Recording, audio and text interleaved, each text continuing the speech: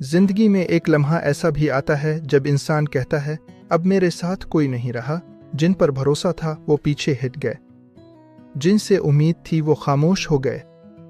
اسی لمحے دل میں ایک سوال اٹھتا ہے، کیا واقعی میں اکیلا ہوں؟ آئیے وہ وقت ہے جب اللہ سب سے زیادہ قریب ہوتا ہے۔ لوگ ساتھ اس وقت تک دیتے ہیں جب تک حالات ان کے حق میں ہوں، جب فائدہ ہو، جب آسانی ہو، جب بوجھ نہ ہو۔ انسان کا ساتھ اکثر ضرورت کے ساتھ جوا ہوتا ہے، مگر اللہ کا ساتھ حالات سے مشروط نہیں ہوتا۔ جب سب چھوڑ جاتے ہیں تو دل ٹوٹتا ہے، لیکن اسی ٹوٹے ہوئے دل میں ایک جگہ خالی ہوتی ہے، اور وہ جگہ صرف اللہ کے لیے بنتی ہے۔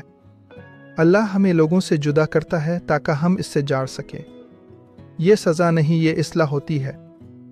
اللہ شور نہیں کرتا، وہ خاموشی میں ساتھ دیتا ہے۔